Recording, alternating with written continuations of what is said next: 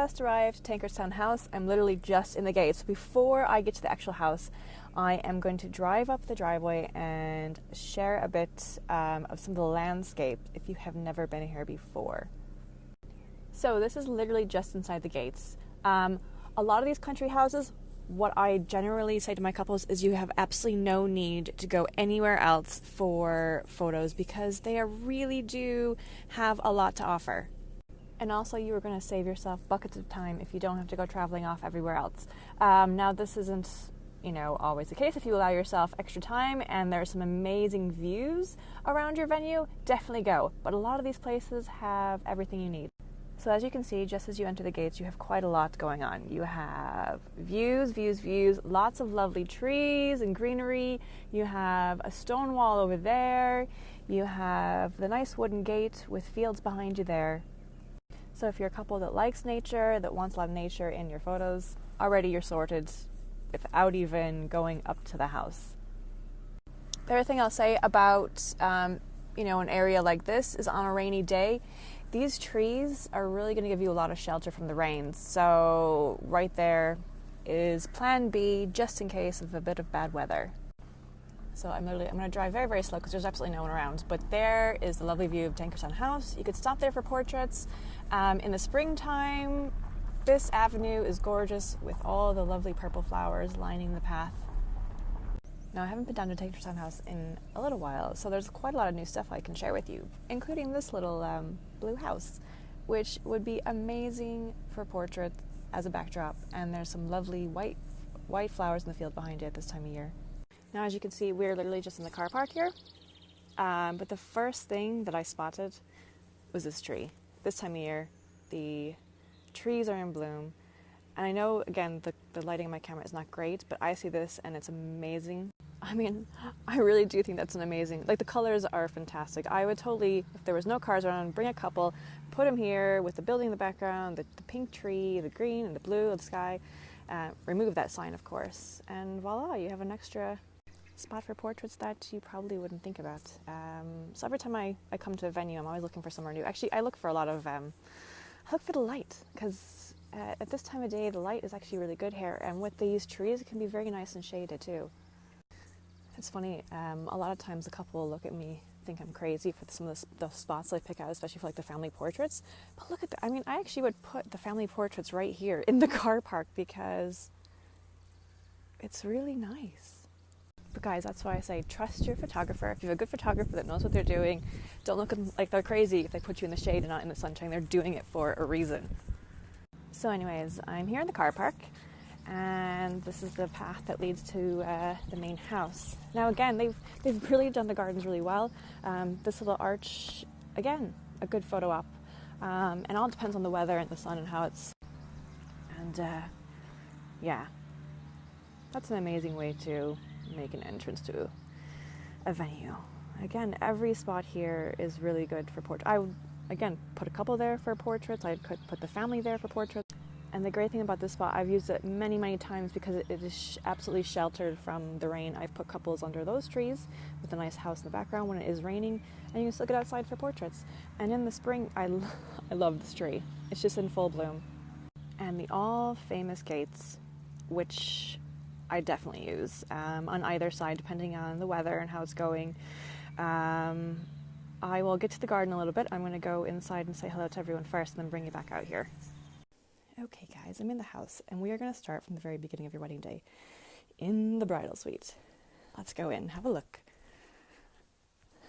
So the one thing about this room, it is nice and neutral, which is perfect, and bright. You have a very big bathroom to the right, which I will go in a minute.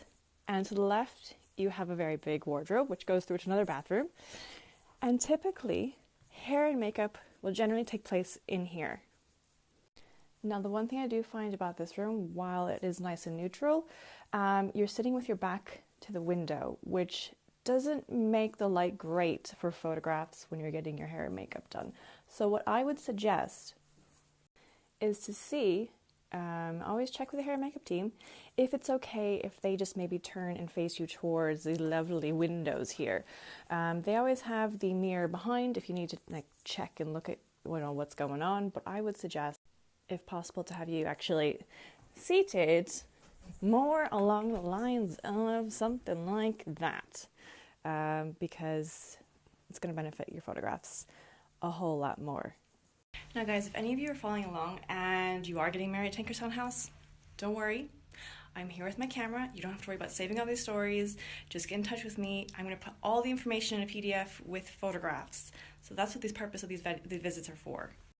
The other thing worth mentioning is that all the advice that I'm giving is for the benefit of my couples and how I shoot my weddings.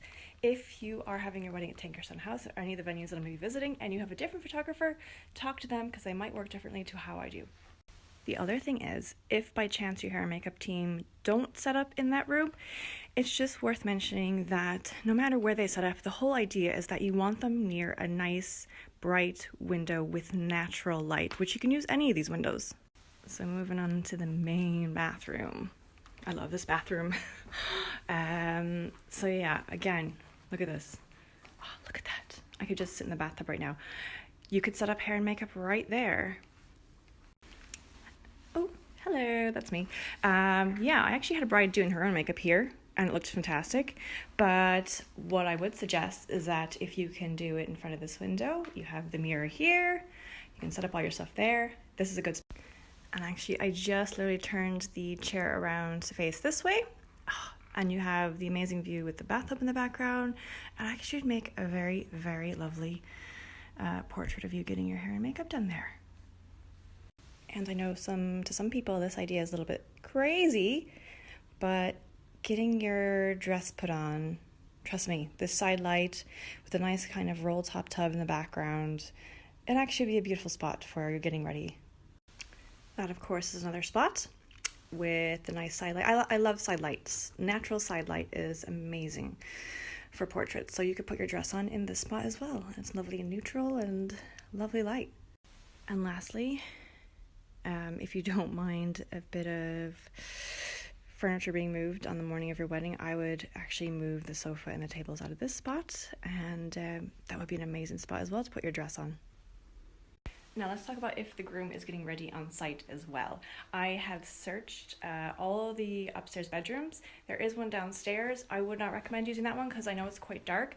Upstairs, use the room called Deirdre. Of all the upstairs bedrooms, I find that while it's not the biggest of the rooms, it is the brightest. And that is super key, even for the grooms getting ready. And look, it's neutral, it's beautiful. The other place, if the groom is getting ready at Tankardstown House, is in the outdoor cottages, because on a good day, you can step outside. Very easy to do any kind of the groom prep photos. So I'll take you over there in a little bit once I finish up here with the house. And of course, for groom prep photos, there is always the option at any venue to be able to go and use one of the big drawing rooms downstairs with the big natural windows, and do the last minute finishing touches of putting on the tie and all that kind of stuff downstairs. Now, Tankardstown House definitely is a venue for good weather because the gardens are immaculate. But in case of bad weather, I'm going to show you a few spots that you can use for family portraits or for bride and groom portraits in case you can't get outside. So just upstairs in like the main landing hallway area, it's quite dark, but you have this ginormous window. Now don't mind the bad lighting on my phone, but if it's raining, the bride and groom come up here, and this would be amazing light. We can move the table, turn off the lamps. You have the neutral wallpaper and a great big window. So that is a great spot that you wouldn't even think of that's upstairs on a bad day. Another cool spot is this landing just at the back staircase. Great big window, neutral stairs. Again, don't worry about the lighting in my phone, but you can do some really cool portraits here. So we've just come down the back staircase. There's the back hallway. And in here we have our first drawing room. Now it is quite dark in this room. So at the moment I'm not going to suggest you do any portraits in here. I just wanted to show you around. Then moving on through. This is usually typically all used for the drinks reception.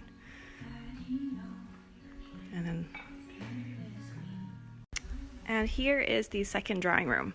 This is a really big room. It's actually very neutral, lots of big window light. I typically, on a very, very bad day, will come in here and do the family group photos. And because it's a big room, well, you have tons of guests in here, but you can just kind of, I usually will push them back to that side of the room and use all this space because you have 2 windows, which means you get the nice side lights. Now, it may seem dark, but you have these great big curtains, which if you pull them all the way back, you'll get a lot more light shining through. So that's what I would do. And you could use this wall for some family portrait backdrop. So just use me as a subject, which means you get the nice front light and the nice side light if you use this space as a backdrop. And even if it's raining, perfect.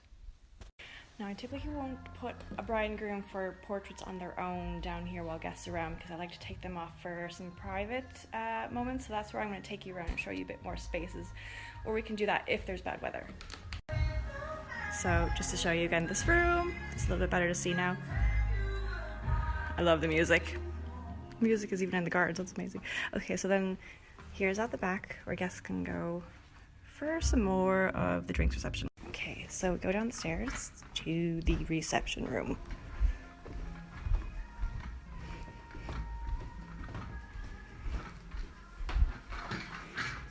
Ooh, and it's set up for their wedding open night tonight. So you're in luck. So guys, this is by far probably the brightest reception room I've ever seen, even in winter. Because of this glass ceiling, you're gonna get natural daylight for ages at your dinner. And that is perfect for your photography. It's also worth mentioning that they also do civil ceremonies in this room, and they look fabulous. And let me tell you, this place turns over a ceremony room to reception room in like super quick time. Now let's talk cake tables for a second, because I've seen this room set up so many different ways. I've been here so many times. And I always say, in any of my tips for your cake, try and do it near a nice plain backdrop. You don't want anything distracting, you know, fire extinguishers, cables, wires, anything behind it. Try and keep it nice and neutral. Now this room is perfect for that. Anywhere you put it is pretty much neutral. Also look for as much light as you can. Side light if better. So for today's wedding open night, they seem to have put the cake and dessert table here, which actually is not bad whatsoever because the backdrop is pretty neutral. Forget the linens, I think those will be moved. But they've put it, you know, sideways to the window. Another place, which is really good and I've seen used, is down at this end. Now it is a little bit darker, but again, what you want to make sure is that the cake table is not going to be pushed back further than the window. So you always want it in line with the window. And again, this all depends on where you might put your actual dinner tables as to where you can actually put the cake table, but here's another good spot.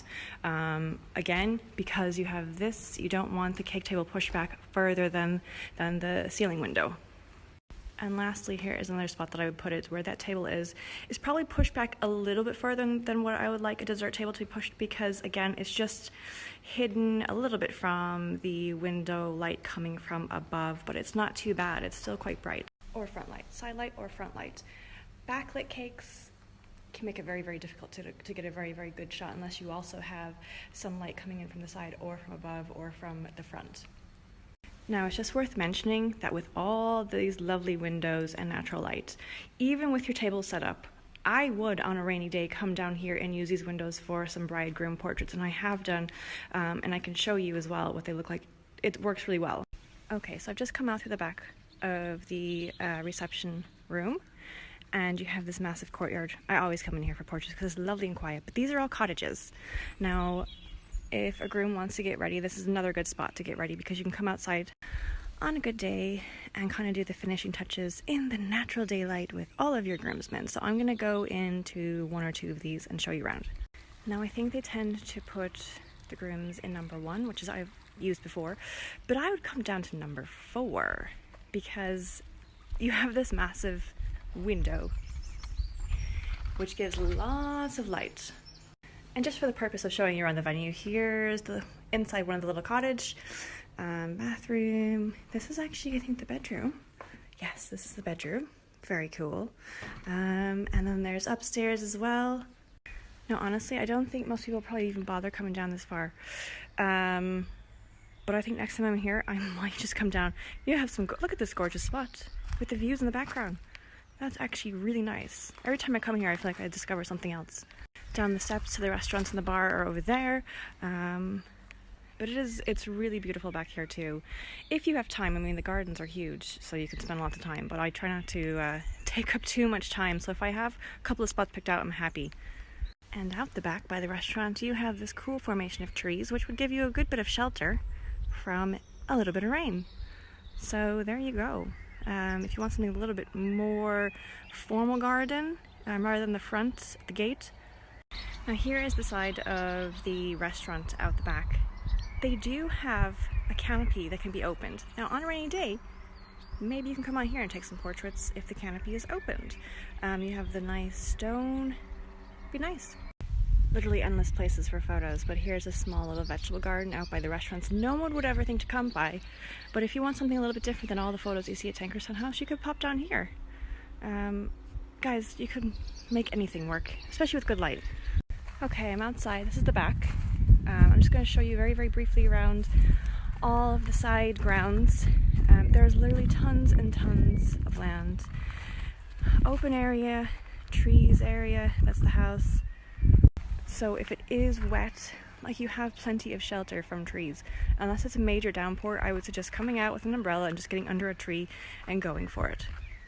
Okay, so this is the side of the house where I showed you where they have their drinks reception on a nice day, and this is coming back around to the front of the house where we first started off, and I'm going to bring you around into the gardens. Okay guys, here's the front of the house.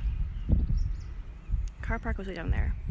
Let's talk outdoor ceremonies. I've had an outdoor ceremony here once. Typically it's always in the orangery, but outdoor ceremonies are good under this tree, because under this tree offers you a bit of shade in case there's very direct sunlight.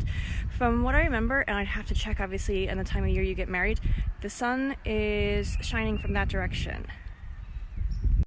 And what I suggest if you're having an outdoor ceremony is always check what direction the sun is coming from at the time of day you're having your ceremony. I, preferably for photos, would have the sun at your front or at your back, never at the side, because it's always going to create a harsh shadow on one of you. So just very briefly, going to take you into the gardens through the main gate. They're beautiful.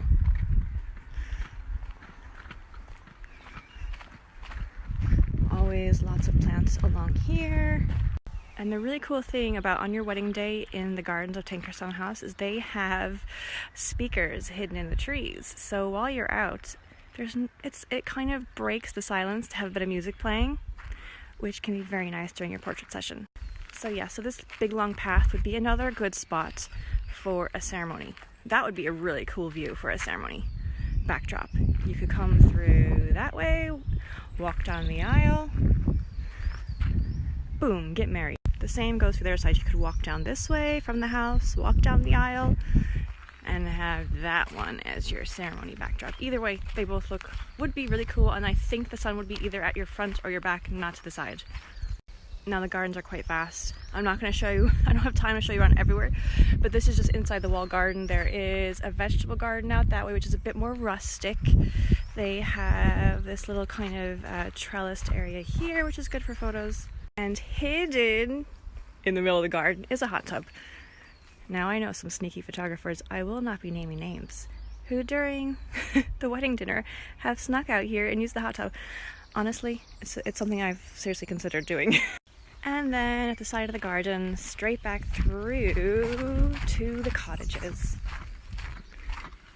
So you could do a nice lap around the garden and in the courtyard for some portraits, and go back up to the main house then.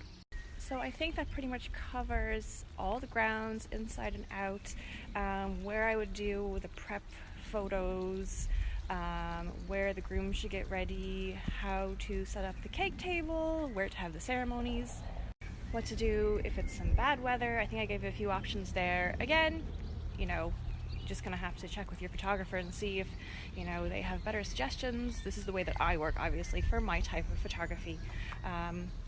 If you're getting married at Tankardstown House or considering it for a venue and you have some questions that maybe I didn't cover, just get in touch and I'll answer them. Like I said, for anyone who is my couple and getting married there, I'm gonna put all the photos that I've taken together with some of the suggestions and put it in a nice shiny PDF so that you can just use it as a reference tool, you know, for the day that you get married.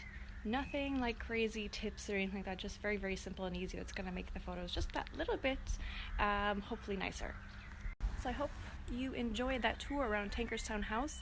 Like I said, I hope to make this a regular thing, and if you have any venue suggestions, let me know. I'm going to hopefully be doing, the majority of the venues I'll be doing is the ones I work at quite frequently. So anyways, I hope you enjoyed that venue visit, guys. I did thoroughly. I look forward to doing more of these, but I'm not going to share all of my photo places with you because I want to keep some of those a secret and a surprise to my couples. Just as I'm passing on the way to the car park, I forgot about this little spot. It's very sheltered and it's very sweet. Great spot if it is raining. Your photographer will get wet, but you know, we don't care about that kind of stuff. Anything for the shot. And personally, I probably would have just, what I would do with a cake table is center it to this lovely mirror frame, because you'll have the lovely gold then kind of in the background. But that is a good spot for a cake table. Really nice spot. Now, moving on from the cottages, through there you have the restaurants. This archway is perfect if it's raining. If you have a small enough family, you could squeeze family portraits under there if you wanted to, but I just use it for the bride and groom portraits. So you have bedroom on either side, and actually they're very, very bright because you have the ceiling light coming in. And they're really kind of nice wallpaper. So there you go, I would use number 4, getting ready for the grooms. A lot of times what you'll tend to see with cake tables is having them pressed up against a window. Now this can work sometimes and look nice, but generally, like, I'll end up just turning the cake a little bit myself just to take the photograph and then turn it back. What you want is that nice side light.